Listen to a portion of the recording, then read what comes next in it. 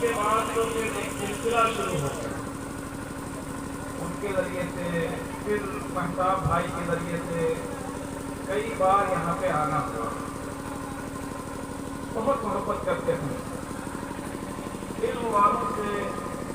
ظاہر ہے کہ میری ذات میں کوئی ایسی دلچسپی نہیں ہے، کوئی خصوصیت نہیں ہے کہ میں جیسے محبت کریں۔ اب جو محبت تھی وہ علم کی تھی، علم دین کی محبت تھی، جو ان سے میرے رب پر آمادہ کیا کرتی ہے۔ یہ محبت بڑی دولت ہے۔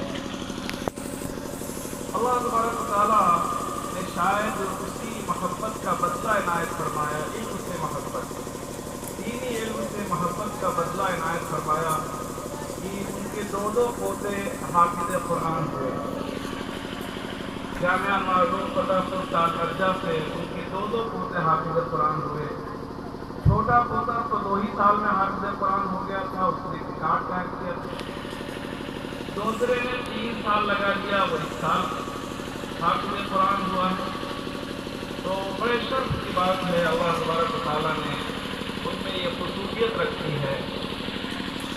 دیکھیے اللہ تبارک و تعالیٰ اس طرح کی جو نیکیاں ہوتی ہیں، یہ نیکیاں نسلوں تک سفر کرتی ہیں۔ قرآن پاک میں اللہ تبارک و تعالیٰ نے ایک بڑا عجیب و غریب واقعہ بیان کیا ہے۔ ایک نہیں واقعہ تو 3 بیان کیے ہیں، میں صرف ایک واقعہ بیان کرتا ہوں۔ حضرت موسیٰ اور حضرت خضر علیہ السلام کا ایک سفر ہے، علمی سفر آپ کہیں گے۔ امام بخاری رحمۃ اللہ علیہ نے اسے کتاب العلم میں بیان فرمایا کہ علم کے لیے سفر کرنا۔ تو حضرت موسیٰ علیہ السلام اور حضرت خضر علیہ السلام کا ایک سفر ہوتا ہے۔ تو لوگ ٹور کرتے ہیں، مختلف جگہوں پہ گھومنے کے لیے جاتے ہیں، تو وہ ان کا علمی ٹور تھا، علمی سفر تھا، رحلانیہ۔ بہت سی باتیں ان کے ساتھ پیش آئی۔ ایک واقعہ یہ بھی پیش آیا کہ ایک دیوار گر رہی۔ اس آبادی کے لوگوں میں جب پہنچے تو پہلے تو اس طرح کے ہوٹلس وغیرہ نہیں ہوتے تھے کہ جہاں چاہیں وہاں کھانا کھا لیں، کسی گمٹی سے بسکٹ خرید ہی کے کھا لیں۔ تو جب اس آبادی میں وہ پہنچے تو دونوں حضرات بھوکے تھے، اور اس آبادی کے لوگ اتنے گئے گزرے تھے، اتنے ناکارہ تھے، اتنے کمزور، بلکہ کہہ لیجیے اتنے کمینہ تھے کہ ان بھوکوں نے کھانا مانگا تو کھانا نہیں دیا۔ لیکن وہاں ایک دیوار تھی جو گر رہی تھی۔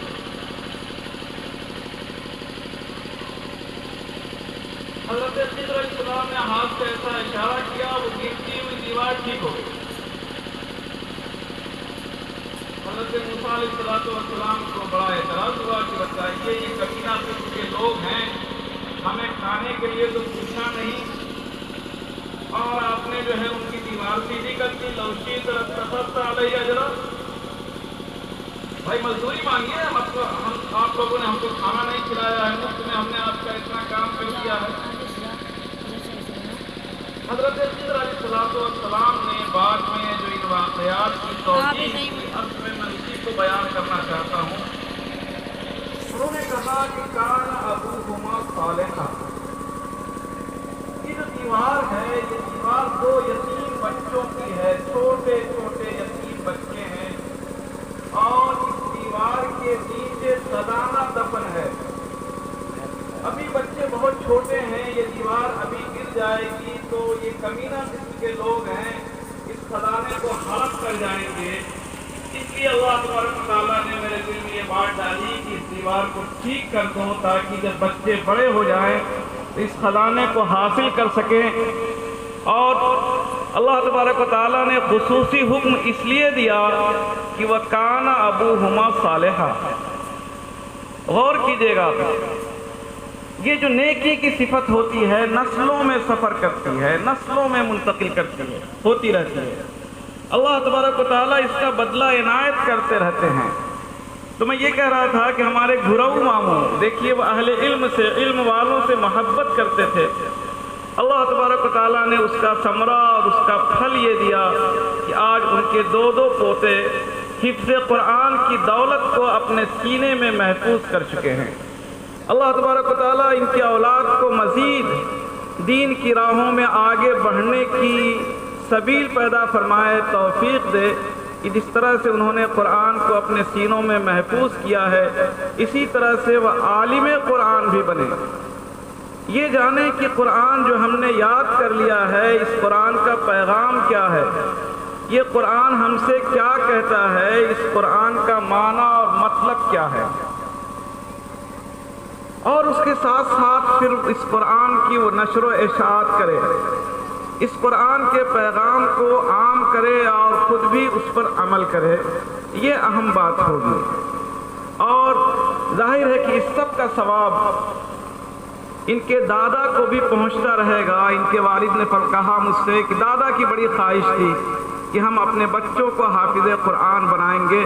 یقیناً ان کی روح آج خوش ہو رہی ہوگی کہ ان کے دو پوتے اللہ تبارک و تعالیٰ کے اس کلام کو اپنے سینے میں بسا چکے ہیں. محترم حاضرین، اللہ کا کرم ہے، اللہ کا شکر ہے کہ آج کے اس ماحول میں حفاظ کی تعداد بڑھتی جا رہی ہے. گھر گھر حافظ آپ کو نظر آ رہے ہیں. ایک گاؤں میں نہ معلوم کتنے حافظ ہیں. اب تو حافظوں کو تراویح پڑھانے کے لیے مسجدیں نہیں ملتی ہیں. مقابلہ رہتا ہے، ہر چاہتا ہے کہ فلاں مسجد میں میں تراویح سناؤں، فلاں مسجد میں میں تراویح سناؤں. اور ایک زمانہ تھا کہ لوگ حافظ جی کو تلاش کرتے تھے تراویح پڑھانے کے لیے. تو مسلمانوں میں یہ بڑا رجحان ہوا ہے حفظ قرآن کا. اللہ تبارک و تعالیٰ اس رجحان کو برقرار رکھے اور آگے بڑھائے. تو یہ بڑا اچھا وہ رجحان ہے مسلمانوں میں کہ ان کے بچوں میں اب حفظ قرآن کا بڑا شوق ہوا ہے. ہمارا یہ علاقہ تھوڑا سا بھی پیچھے ہے. آپ ذرا سا بہت سے لوگ جاتے رہتے ہیں اعظم گڑھ سے آگے، جس کو لوگ کہتے ہیں کہ دکھن کا علاقہ. اعظم گڑھ کے علاقے سے آگے بڑھیں آپ، یہ سرامیر وغیرہ کے جو علاقے ہیں ادھر آپ دیکھیے، ہر طرف آپ کو یہ ٹوپی یا کرتے والے نظر آئیں گے، اور ماشاءاللہ ہر میدان میں وہ آگے ہیں. تو حفظ قرآن کا جو یہ تسلسل ہے، حفظ قرآن کا جو یہ سلسلہ ہے، اسے جاری رہنا چاہیے. آپ حضرات اس چراغ کو جلاتے رہیے. ایک چراغ سے دوسرا چراغ جلنا چاہیے، یہ چراغ بجھنا نہیں چاہیے. یہ بڑی عظیم دولت ہے، ہر کسی کو یہ دولت نہیں ملتی ہے. اس لیے ہر والدین کی یہ خواہش ہونی چاہیے، کوشش ہونی چاہیے، بھرپور کوشش ہونی چاہیے، اپنی پوری طاقت لگا دینی چاہیے کہ ان کا کوئی نہ کوئی بچہ حافظ قرآن ہو جائے. یہ دولت آپ کو مل گئی تو دنیا کی تمام دولتیں اس کے سامنے ہیچ ہیں. کوئی دولت اس کے برابر نہیں ہے. ہوا خیر مما یجمعون، خود قرآن نے کہا ہے کہ یہ جو دنیا کے ساز و سامان تم جمع کر رہے ہو، یہ تمام دنیاوی ساز و سامان سے بڑی دولت یہ ہے کہ تمہارے سینے میں قرآن محفوظ ہو جائے، تمہاری زندگیوں میں قرآن اتر آئے. اس سے بڑی دولت دنیا کی کوئی دولت نہیں ہے. تو یہ کوشش، یہ سلسلہ جاری رہنا چاہیے. آپ حضرات جانتے ہیں کہ آپ کے قریب میں انوار العلوم فتح پور تال نرجہ ہے، اس کا فیض ہر جگہ پہنچ رہا ہے. آپ خود دیکھ رہے ہیں قرب و جوار کا کوئی ایسا علاقہ نہیں ہے جہاں پہ انوار العلوم کے حفاظ موجود نہیں ہیں. یہ اللہ کا کرم ہے، اللہ کا فضل ہے کہ انوار العلوم کا فیض علاقے میں جاری ہے. ہر جگہ انوار العلوم کے حفاظ کی ایک بڑی تعداد آپ کو ملے گی. اور آپ حضرات کے لیے یہ بات خوشی کی ہوگی کہ الحمدللہ ثم الحمدللہ، محض اللہ کے فضل سے انوار العلوم میں عربی کا شعبہ قائم ہو چکا ہے. میں خود جامعۃ الفلاح کو چھوڑ کر کے مستقل طور پہ جامعۃ انوار العلوم میں آ چکا ہوں. وہاں عربی کا شعبہ کام کر رہا ہے، اسی کے ساتھ ساتھ افتاء کا شعبہ کھل چکا ہے. وہ لوگ جو دارالعلوم دیوبند یا ملک کے دوسرے مدرسوں سے فارغ ہو چکے ہیں، مولانا بن چکے ہیں، وہ آ کر کے انوار العلوم میں افتاء کا کورس کر رہے ہیں۔ یہ فتح پور والوں کے لیے بھی باعث شرف ہے، خوشی کی بات ہے، اور اس پورے علاقے کے لیے خوشی کی بات ہے کہ ایک دیہات میں ایک ایسا شعبہ قائم ہو گیا ہے، اور الحمدللہ اس سال 5 طلبہ موجود تھے۔ مجھے معلوم ہے کہ اس قرب و جوار کے بڑے بڑے مدرسوں میں 3 طلبہ موجود تھے۔ ایک گاؤں اور دیہات میں 5 طلبہ کا میسر ہو جانا، 5 علماء کا آ جانا، یہ اللہ کا بڑا فضل ہے۔ ہم کچھ نہیں ہیں، ہماری کوشش کوئی چیز نہیں ہے، جو کچھ بھی ہوا ہے، جو کچھ بھی کیا ہے اللہ نے کیا ہے۔ میں اپنے اوپر اس کی کوئی وہ نہیں لیتا ہوں کہ یہ میں نے کیا، نہیں، میں نے نہیں کیا ہے، بالکل میں نے نہیں کیا ہے۔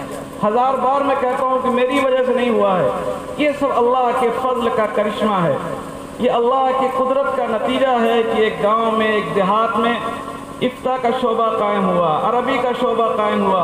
آپ حضرات اپنے بچوں کو وہاں بھیجیے، وہ حفظ کی دولت سے مالا مال ہوں، عالم بنے، اس کے ساتھ ساتھ افتاء کا کورس کریں۔ تو میں یہ کہہ رہا تھا آپ سے کہ اس ماحول میں آج حفظ قرآن کا رجحان بڑھا ہے، اب حفاظ زیادہ تعداد میں نکل رہے ہیں، لیکن ایک چیز کی جو کمی مجھے محسوس ہو رہی ہے کہ سماج میں، معاشرے میں، سوسائٹی میں حافظ قرآن کی جو عزت ہونی چاہیے وہ عزت نہیں ہو رہی۔ ارے بہت سے لوگ آج بھی ایسے ہیں، کہتے ہیں کہ ارے یہ مولوی لوگ کیا مسجد کا لوٹا، مسجد کا بڑھنا، مطلب کیا کیا لقب دیتے ہیں۔ تو یہ جو عالم دین ہو یا حافظ قرآن ہو، اس کا جو احترام مطلوب ہے، خود قرآن نے جس احترام کا حکم دیا ہے، اللہ کے رسول صلی اللہ علیہ وسلم نے اس کی عظمت کا جو حکم دیا ہے، اور عملی طور پہ آپ نے اس کی جو تعظیم کی ہے، اس کا 10واں 1000واں حصہ بھی ہمارے ماحول میں، ہمارے سماج میں موجود نہیں ہے۔ میں ایک واقعہ سنا کر کے اپنی بات ختم کر دیتا ہوں۔ مولانا بدر عالم میرٹھی رحمۃ اللہ علیہ میرٹھ کے رہنے والے تھے اور مدینے ہجرت کر کے چلے گئے تھے، وہیں ان کی وفات ہوئی، وہیں ان کی قبر ہے۔ دیوبند کے مشہور عالم دین حضرت علامہ شاہ کشمیری کے شاگرد ہیں، اور حضرت علامہ کشمیری رحمۃ اللہ علیہ جو بخاری پڑھاتے تھے اس کو وہ لکھتے رہتے تھے، اور لکھ کر کے باضابطہ انہوں نے بخاری کی عربی زبان میں ایک شرح تیار کر دی۔ بخاری کی بہت سی عربی زبان میں شرحیں ہیں، لیکن عربوں کی نگاہ میں اس کی بڑی اہمیت ہے۔ میں نے دیکھا ہے عرب بڑی اہمیت کے ساتھ اس کا نام لیتے ہیں، اور علامہ کشمیری خاص طور سے 2 حدیثوں کے درمیان جو تطبیق دیتے ہیں، جو مختلف طرح کی حدیثوں میں جو موافقت پیدا کرتے ہیں، اس کی بڑی تائید کرتے ہیں، اور کہتے ہیں کہ اس طرح کا نقطہ دیگر حدیث کی اس کی شرحوں میں نہیں ملتا ہے۔ تو یہ مولانا بدر عالم میرٹھی ہیں جن کا یہ مقام ہے، جنہوں نے عربی زبان میں بخاری کی شرح لکھی ہے۔ کوئی کھدائی چل رہی تھی مدینے میں، اور ان کی لاش کو سڑک وغیرہ نکلنے کی وجہ سے وہاں سے منتقل کرنے کی بات آئی، اور منتقل کر بھی دیا گیا، لیکن 50 سال کے گزرنے کے باوجود ان کی لاش بعینہ ہی اسی طرح سے موجود تھی، ذرہ برابر بھی ان کی لاش میں کسی طرح کی کوئی تبدیلی نہیں آئی تھی۔ ان کے بیٹے سے پوچھا گیا کہ آپ کے والد کی کیا خصوصیت تھی، کون سی ایسی صفت تھی جس کی وجہ سے اللہ تبارک و تعالیٰ نے انہیں اس دولت سے نوازا ہے؟ کیا بخاری کی شرح لکھنے کی وجہ سے یا فلاں لکھنے کی وجہ سے؟ انہوں نے کہا نہیں، میرا خیال یہ ہے کہ میرے والد صاحب حافظ قرآن کا بہت زیادہ احترام کرتے تھے، یہاں تک کہ اگر وہ سوئے ہوتے تھے اور کوئی حافظ قرآن آ جاتا تھا تو وہ اٹھ جاتے تھے اور پیر پھیلا کے اس طرح سے نہیں بیٹھتے تھے، کہتے تھے کہ یہ حافظ قرآن کی عظمت کے خلاف ہے کہ اس کے طرف پیر پھیلائے جائے. بیٹھ جاتے تھے، اپنے پیر کو سمیٹ لیتے تھے اور کہتے تھے کہ یہ حافظ قرآن کی عظمت کے خلاف ہے کہ اس کی طرف میں پیر پھیلاؤں. تو دیکھیے حافظ قرآن کی یہ عظمت ہے، یہ احترام ہے. میں چاہتا ہوں کہ ہمارے اس سماج میں، ہمارے اس معاشرے میں بھی حافظ قرآن اسی سلوک کا مستحق ہو. اور جب یہ حافظ قرآن کے ساتھ آپ یہ سلوک کریں گے تو انشاءاللہ بعض حافظوں میں کچھ طرح کی چیزیں پائی جاتی ہیں، آپ کو شکایتیں ہوتی ہیں ان سے کہ وہ ایسے ہیں ویسے ہیں. بہت سے حافظ ایسے ملیں گے جو داڑھی کاٹ لیتے ہیں یا نماز نہیں پڑھتے ہیں. اس کے ذمہ دار بھی آپ ہیں، چونکہ آپ کا رویہ ان کے ساتھ بالکل عام مسلمانوں جیسا ہے، اس لیے وہ بھی اپنے آپ کو اسی سماج اور اسی معاشرے میں کھپانا چاہتے ہیں.